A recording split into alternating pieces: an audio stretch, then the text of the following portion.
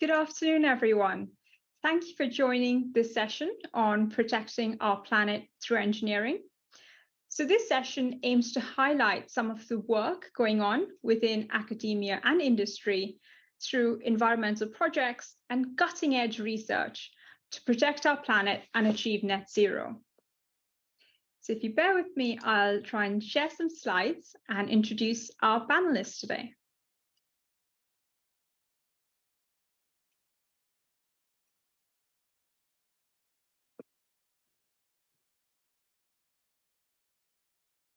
So we're joined, the slides should be on your screens now.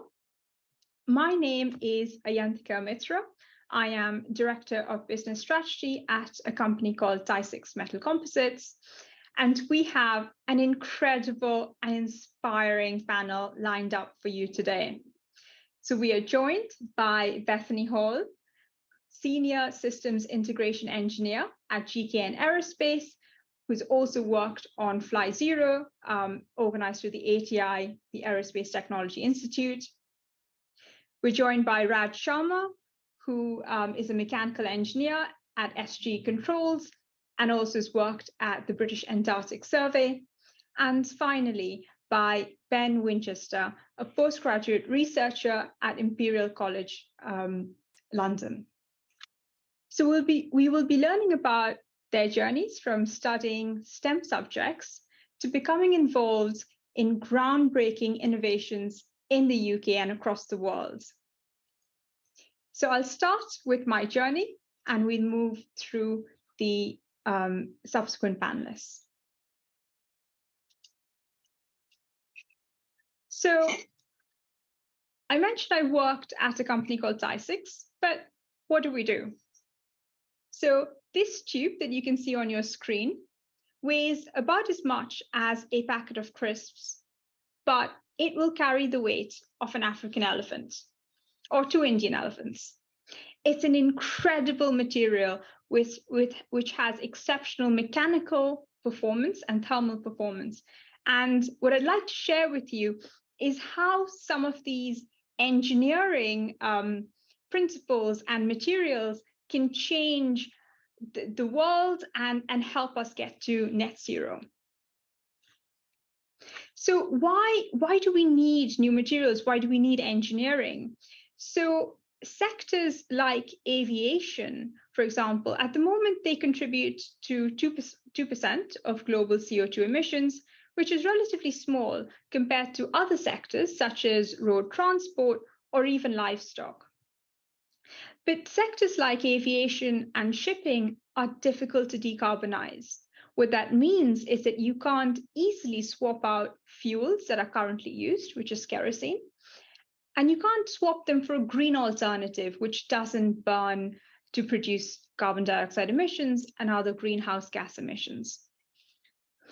And the number of flights that are in operation today are set to double over the next 2 decades, which means that in the future, sectors like aviation, which are difficult to decarbonize, could contribute to as much as 10% of global CO2 emissions. So we need solutions today. So our company develops lightweight components for example, for aircraft landing gear. So we use this material that you can see in my hand, and we develop components which are up to 50% lighter than conventional components. And I'll try and show you. This is a prototype landing gear component that we've developed. So this is one part of that larger landing gear that you can see on your screen. And if this were made from steel, which is what current landing gear are made of, it would be 2 times as heavy, and I wouldn't be lifting it. And so our ambition is to move this technology initially into one type of aircraft and apply it through multiple aircraft types. And what that means is we could be saving up to 10 million tons of CO2 emissions just from this technology on one system. So we're also developing and integrating this materials technology into other parts of the aircraft. So we're working with companies to introduce it into wings, into hydrogen storage, which one of our panelists will also talk in a bit more detail, which is incredibly exciting. And we're working with engine manufacturers and also looking at what would future aircraft look like? And how can you introduce new materials and how will they enable those future blended wing aircraft, for example? And in terms of what new materials have allowed us to do in the past, things like the space shuttle were only possible because of materials like the ones we develop, which are called metal matrix composites, which formed the primary structure of the shuttle. So we've used materials in the past to solve these really tough engineering challenges of getting to space. And now we're using these new materials to solve our current challenge of how do we decarbonize sectors, how do we get to net zero? So a bit about my journey and how I sort of came to be at the company I'm in today. So I studied, I would say I'm a bit of a maths geek. I studied maths, further maths, physics, and chemistry for my A-levels. I then subsequently studied maths at university. And then I wanted to start my own business. I knew I wanted to work in manufacturing. I really love making things and building things. So I started a company, did that for a few years. And then when the opportunity came up, I joined this current business called TISICS, which is developing advanced materials. So it's been an interesting journey, and happy to share some more details in the Q&A. But it's been one where I've come from a background without having studied engineering at all. But what I do day to day is absolutely in engineering. So it's one of those things where you don't have to study a specific subject in order to have a career in it. You can still have a career that's really fulfilling for you, but through lots of different sort of channels and sort of routes to get to that end objective. So I've been really fortunate to have been involved in many different events and activities. So one of them was pitching the company to sort of a huge audience across the world, called sort of the Pitch at Palace program, and also had the opportunities to showcase the company at, say, sort of COP22, sort of which COP26 rather, that happened last year, and numerous things along the way, from patenting sort of some of the inventions to doing a lot of marketing and doing a lot of tech and IT. And one of my sort of passions is how do you accelerate that innovation? How do you get these new materials to market sooner? So what I also develop is that manufacturing platform of how do you do things quicker with digitization. So we all have phones in our pockets, which are incredible devices that can do so much. But what we're looking at is how can you apply that technology and try and make manufacturing far more sustainable and be able to make a far larger variety of end products. I also wanted to touch on the fact that you can have any number of skills, and that to study engineering, you don't have to just sort of be good at maths or just be good at science. For example, in my day job, I use design and coding all of the time. It's those underlying skills, and I think I was really fortunate to have had really great teachers who inspired me and encouraged me to develop lots of different skills and not just one. And I've been fortunate to have taken that on and brought it all together in my current role. And with that, I would like to hand over to Bethany Hall. So Bethany has been selected this year as one of the top women in engineering in the UK.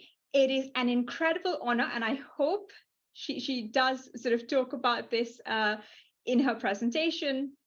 She works at a company called Aerospace. It's one of the world's largest aerospace manufacturers in the, across in that sector. And she has an incredibly exciting journey to share. And over to you, Beth. Brilliant. Thank you so much. I'll just share my slides.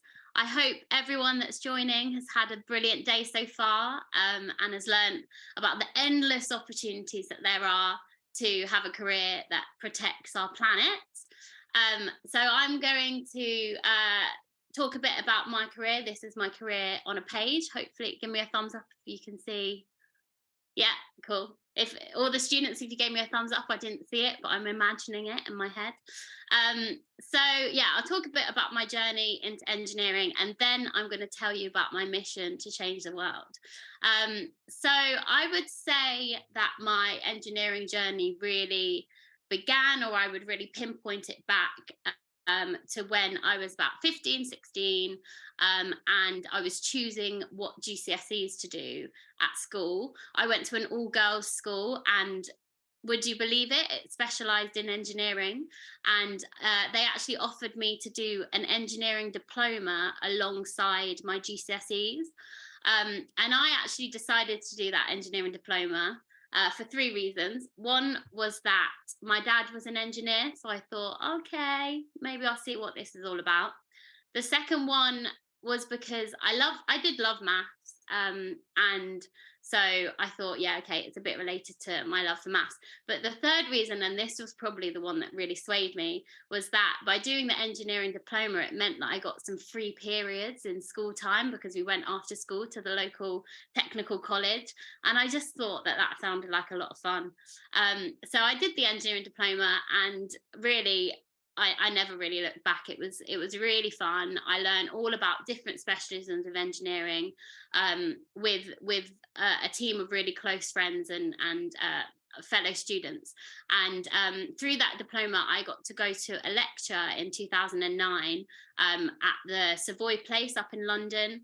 And that was where Richard Noble from the Bloodhound Supersonic Car talked all about the amazing Bloodhound project.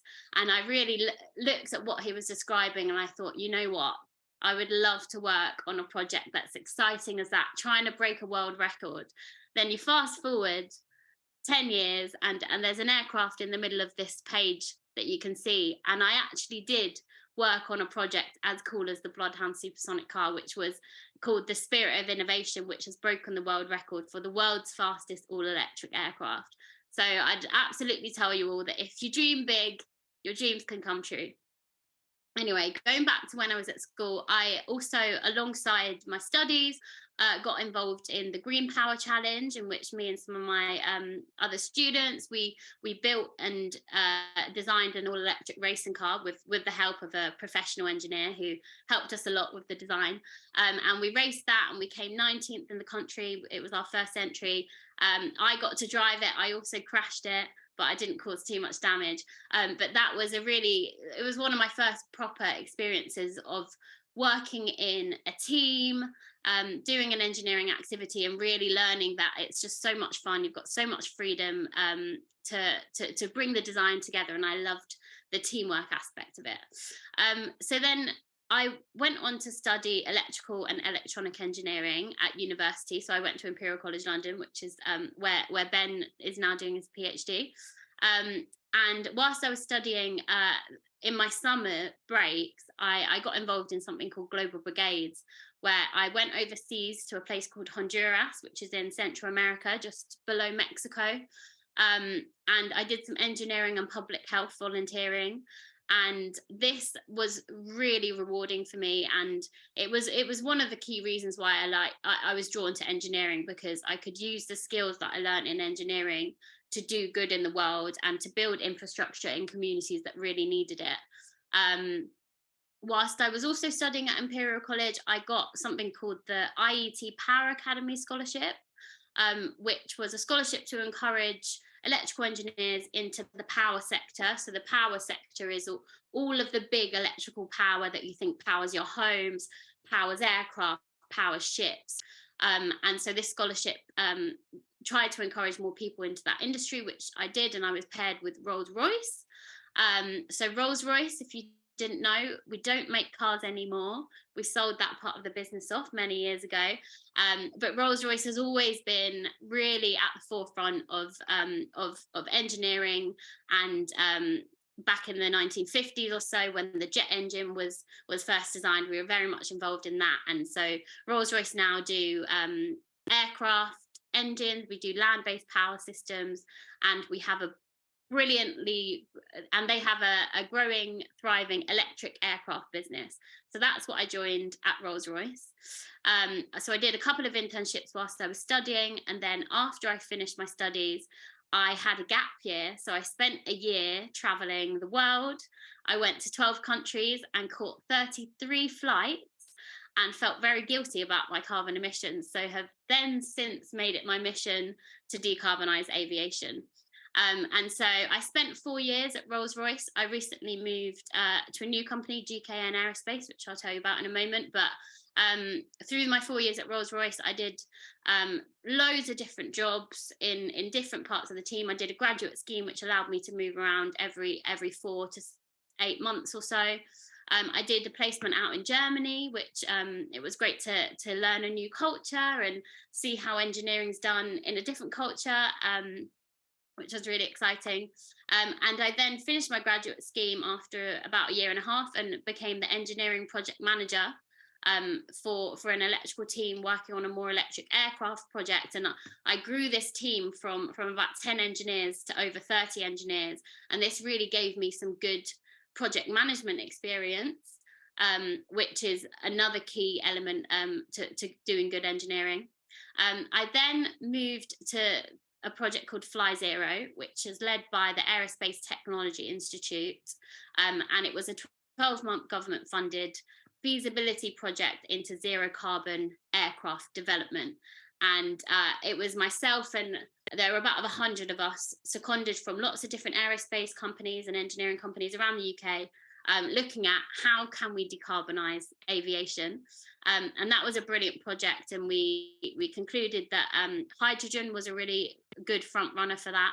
And so since doing the work on FlyZero, I then went back to Rolls-Royce, did a bit on hydrogen combustion, and very recently moved to a company called UKRI Aerospace, who are a tier 1 supplier in the aerospace industry, and we pretty much have a part on every single aircraft that you would fly on. We make lots of different parts, but we're currently working on a very exciting research and development project that's looking into hydrogen electric propulsion. So really big ambitions to decarbonise aerospace, reduce our carbon emissions. And my role is I'm a senior systems integration engineer, which for me is a great engineering job because I'm very much a people person. I like to connect all the dots between different teams. And through my studies, I sort of studied electrical engineering and I focused into that electrical engineering specialism. Whereas now I need to use the knowledge that I acquired in my degree, but also I'm essentially connecting all the different engineering teams together to make sure that we're all talking the same language, we're developing the right requirements and to the same level of assumptions, and so it's still a technical job, but it's not super detailed in one technical field because I really enjoy the people aspect to my job. So love to talk a bit more about that later, but I'll just so this is my second slide, and then we'll hand back to the other panelists. So this is my mission to change the world. And I would say this is one of my really key visions for engineering as a whole, and the power that engineering has to protect our planet, essentially.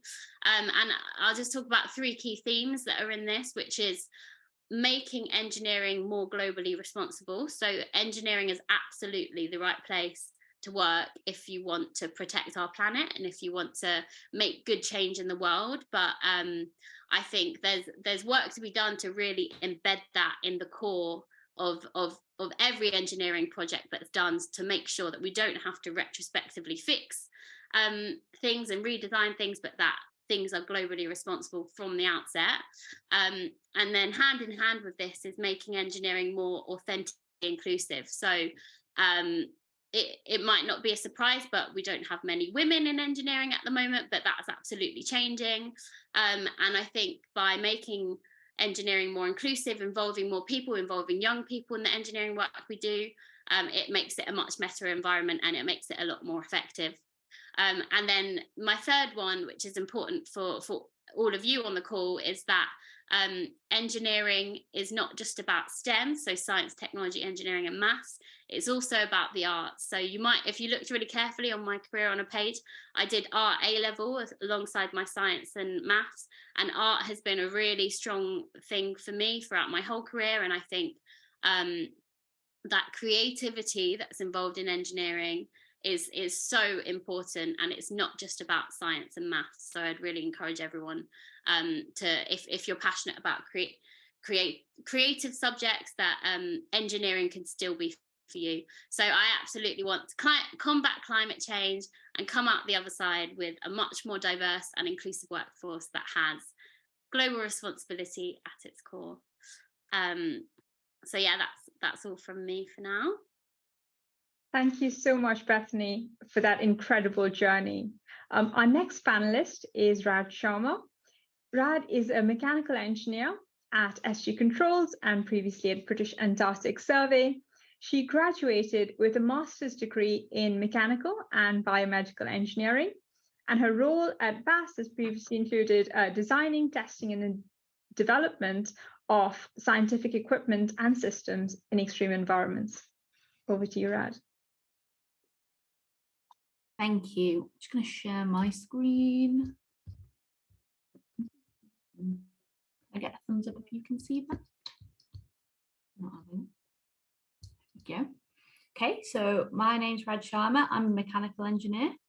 And as it's been said, I worked with the British Antarctic Survey up until very recently.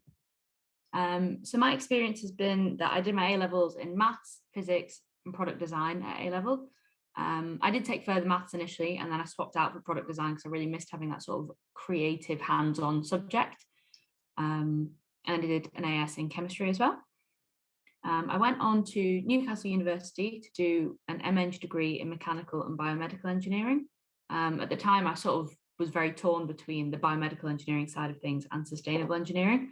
And I thought I was going to go more into biomedical because, to me, if you wanted to be an engineer and work in a sustainable field, you just had to work on wind turbines and there wasn't anything else. So when I came out of university, I went to Videojet Technologies, which make inkjet printers. And that's because I was really passionate about bioprinting while I was at uni, and I wanted to sort of head down the bioprinting route, which is how I ended up at Videojet. And then I had an offer from the British Antarctic Survey, and I couldn't say no. I was like, yeah, this is my dream. So I went there. So working at BAS was very much all hands on deck for absolutely every step of the engineering process. And I found that at bigger companies and more formal companies, sometimes you'll just get a certain part. So you might do concept design and that's your thing, or you might work specifically in manufacturing. What I really loved at BAS is that you'd sit down with a scientist and be like, oh, what is it that you want? And they'd say, I want to sample some ice from 2 kilometers below the surface, or I want to know exactly what lives at the bottom of the ocean in this specific spot. And you'd sit down together and come up with all the requirements, design an experiment or the equipment that they'd need to obtain those samples. You would then design the system itself. You'd make it, you'd order all the pieces in, you'd put it together, you'd drill all the holes, you'd do all the testing for it, and then you would go out in the field. So you'd go on the ship or to a station, and you'd deploy or operate whatever you'd designed and made. And then often you'd bring it back and be able to improve the next time. Oh, look, there's marks on there that didn't quite work the way we wanted it to, or I think we could do better next time, we could do it faster. And so you got to iterate back on your projects and redesign them again. So there's been plenty of fun parts about that job. This picture on the left is a piece of equipment that I worked on for a couple of years while I was there. And the other picture is me on a day trip to visit the ship, which you might have seen earlier in the day. And that's the Sir David Attenborough, the newest research ship for BAS. I did go out on a cruise a couple of months ago. It wasn't to Antarctica, but I did get to see some really cool things. So these are some samples that biologist in the picture is showing me, like a world leading expert. And I'm just stood there like, I found this and it looks like a bogey. What is it? And he'd be like, oh, this is a specific type of krill. It's really rare. It's only found in the North Atlantic. And I was like, whoa. And that was something I really enjoyed about the role as well, is that you're just surrounded by experts and you wouldn't know it. Everyone was just so down to earth. And just speaking to them, you'd be like, oh, it's you. And then on the right, we've got a jellyfish. Some more pictures from the cruise. So I took a hammock. You can see me enjoying some downtime there, and also one of the sunsets while I was on board. And just to talk a little bit more about how my work sort of does help protect the planet. So this is the same thing that was on the first slide of pictures, and it's an ocean plastic incubator. So you put it into the ocean on a mooring, which gets left there for 12 to 18 months. And you've got plastic samples within this, and they come out at certain intervals. And then when you extract it up, you can see, as the samples are exposed, what happens to them. And this is part of a wider study on microplastics in the ocean, which I'm sure you've all heard about before. But we don't have a great understanding of how the microplastics are formed or what kind of timescale it happens under. We just know that there's plastic in the ocean and this is how it ends up. We don't really know what the time frame or the process is to making those. So this is sort of reverse engineering that, is looking at the plastic samples after being exposed for 1 month, 3 months, 6 months, 12 months. What's the difference? What's the wear? Is there impact from UV? Is it all mechanical wear? So this is a really fun experiment to work on. And then one of my favorite projects has been an ice drill that I've been helping work on as well. And BAS does loads of ice drilling. It is a bit of a world expert in that. And it's a really, really fun project to work on. So this is from Big Raid, which is the ice drill that I was sort of working on and still am now at my new company. And then we've also got ice core drills, and essentially you'll either be looking at something far below the ice surface, which is what Big Raid does. You look at the neutrinos bouncing around within the ice, and then for our ice core drills, we look at the carbon content. And as you take them down kilometre by kilometre, you can see 100 years ago, 1,000 years ago, what kind of carbon dioxide levels were in the air. And you can see that through the track bubbles in the ice, which I just think is absolutely amazing. Yeah, I think that's everything from me. If we can then move to Ben. So Ben is a postgraduate researcher at Imperial College London. His research focuses on how new types of solar panels can be used in rural contexts around the world. Over to you, Ben. Hiya. Let's quickly share the screen. Cool. Hopefully you can all see that. Yeah, so my STEM journey sort of started at school.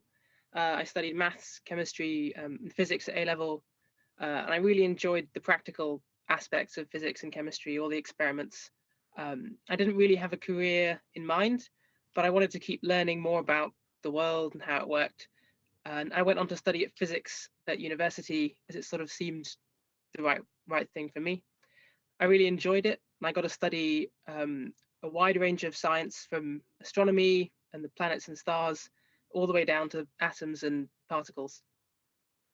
There you go. After my degree, I took some time out to go traveling on a gap 3 months, slightly less than Bethany's gap year. Started in the UK and took a train sort of towards India, stopped off in Russia, which had some really great buildings, but you couldn't really see them because of all the pollution and smoke and the smog. And it was a similar story everywhere we went. Went to China, which again was really amazing, but again really polluted, and Nepal, where you couldn't see any of the sort of fantastic mountains for all of the smoke that was in the city. So this really sort of got me thinking that it would be good to do something with my career to do with the environment. My next stop though was working as a software engineer. I worked for a company called Cisco. They're quite a large company, and I worked there on computers that sit between mobile phone networks like 3 or EE or Vodafone and the internet. So whenever you made a phone call or accessed a web page, it all went through these big computers. And that was really fun, using my physics background, trying to solve some of these engineering problems. Again, showing that you don't sort of have to study engineering in order to transition into it. But having seen some of the impacts of climate change when I went traveling, I really wanted to pursue a green career where I could use some of the physics and some of this engineering skills to help combat climate change. And so I went back to university, where I'm now doing a PhD in chemical engineering at Imperial. So when we usually sort of think of solar panels, we think of these things that we see on roofs, on people's houses, and in fields and farms, providing electricity. But there are just as many solar panels in the world whose job is not to provide electricity, but to provide heat for hot water in people's houses, or even for producing clean water. And so I work on studying these solar panels that can produce electricity, ones that can produce heat, and new types of panels that are able to do both, in order to try and sort of help the people in the world who don't have access to electricity and who don't have access to clean water. A lot of them who are in the same places. And I sort of try and apply that to my life as well. And these are sort of my solar panels that I've got installed on my roof. They're just the standard electricity kind, but they're sort of quite a good way to feel as though you're making a small sort of bit of difference. But yeah. Cool. So I think we have neared the end of our session. So I'd like to take this opportunity to thank all of the panelists, Bethany Hall, Rad Sharma, and Ben Winchester. And to turn to the panelists just very quickly, Beth, would you have a quick motto or sort of quote that you'd like to share, or any of the other panelists before we leave? Yeah, so mine is if people aren't laughing at your dreams aren't big enough. That's brilliant. Ben or Rad, or any sort of final sort of words you'd like to share? I guess one could be, things get done by doing. That in order to sort of achieve whatever change you want, you have to start doing it. Brilliant. And on that note, I'd like to thank everyone in the audience, all of the students and the teachers who've organized this. Thank you for taking the time to attend the session. And the next session is Protecting Through Maths, which will begin now.